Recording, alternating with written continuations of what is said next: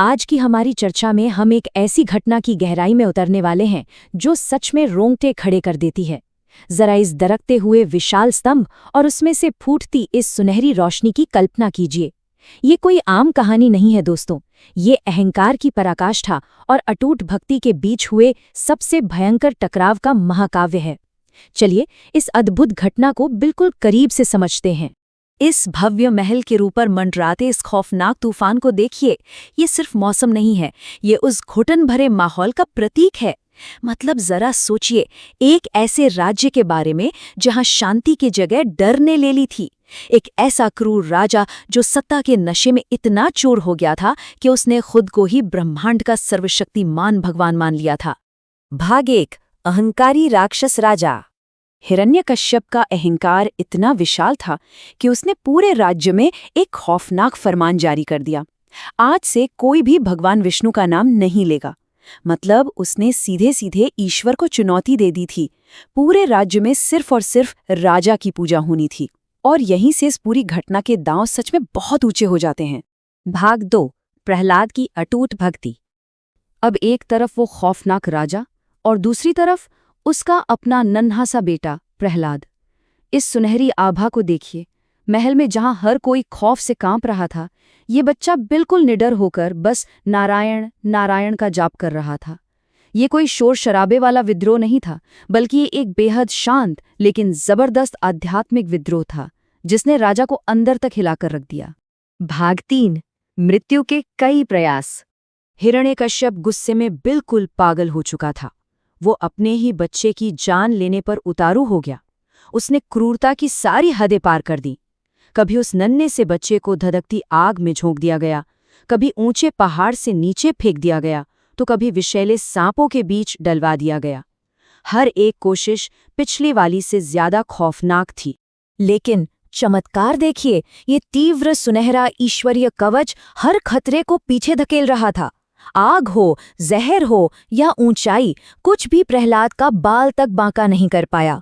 भगवान विष्णु खुद उसकी ढाल बने हुए थे। और आप समझ ही सकते हैं कि इस बात ने हिरण्यकश्यप को किस कदर बौखला दिया होगा। भाग 4, खंभे से प्रकट भगवान।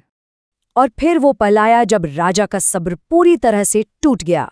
वो अपनी पूरी ताकत से दहाड़ा, कहाँ है तेरा भगवान? उसे सबूत चाहिए था। वो अहंकार में अंधा होकर उस अदृश्य रक्षक को अपने सामने देखना चाहता था। इतने भयंकर गुस्से के सामने भी प्रहलाद बिल्कुल शांत। बिना किसी झिझक के उसने बस इतना कहा, भगवान तो हर जगह है। इस एक शांत जवाब ने राजा के उस विशाल अहंकार को मानो बुरी तरह से कुचल दिया। राजा गुस्से से आग बबूला हो उठा। उसने महल के एक बहुत ही विशाल नक्काशीदार खंभे की तरफ इशारा किया और चिल्लाया, अच्छा, क्या इस खंभे में भी है तेरा भगवान? ये वो सटीक पल था दोस्तों, जहां से सब कुछ बदलने वाला था। प्रहलाद ने पलक झपकाए बिना पूरी दृढ़ता से कहा, हाँ, ये वो खामोशी थी जो किसी भयंकर तूफान के टकराने से ठीक 1 सेकंड पहले होती है।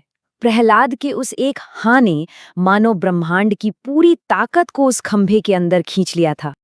और फिर बूम! गुस्से में अंधे हिरण्यकश्यप ने उस खंभे पर जोरदार प्रहार किया। आसमान में भयंकर बिजलियां कड़कने लगीं और वो पूरा का पूरा शाही महल अपनी नींव तक कांप उठा। एक कान फोड़ देने वाला धमाका हुआ और वो विशाल खंभा बीच से फट गया। भाग 5, भगवान नरसिंह का न्याय। और उस मलबे के बीच से जो प्रकट हुआ, उसे देखकर राजा के प्राण सूख गए। भगवान नरसिंह, एक विशालकाय अति यथार्थवादी रूप, आधा मनुष्य और आधा सिंह, जलती हुई आंखें और एक ऐसी दहाड़ जिसने तीनों लोगों को हिला दिया। वो राजा जो अब तक खुद को अजय समझ रहा था, वो खौफ से जम गया। पलक झपकते ही भगवान ने उस अत्याचारी को दबोच लिया।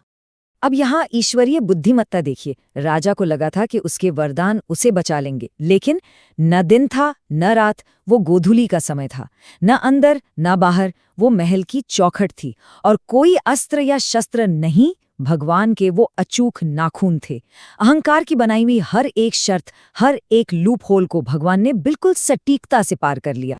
और बस उस अत्याचारी के आतंक का वहीं अंत हो गया।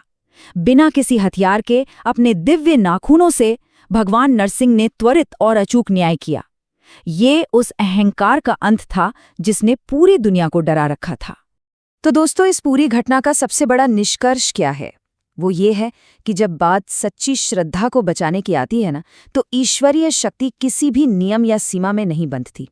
ब्रह्मांड का ये सबसे बड़ा सच है कि रक्षा करने वाला किसी भी रूप में कहीं से भी प्रकट हो सकता है, बस पुकार सच्ची होनी चाहिए। जय श्री नरसिंह देव, जय श्री विष्णु। ये महाकाव्य हमें याद दिलाता है कि सत्य और भक्ति की हमेशा जीत होती है। लेकिन अंत में एक सवाल मैं आपके लिए छोड़ना चाहूंगा। जरा सोचिए, क्या आज के समय में हमारी अपनी जिंदगी के सबसे मुश्किल तूफानों के बीच क्या हम भी प्रहलाद जैसी अटूट आस्था रख सकते हैं? विचार कीजिएगा।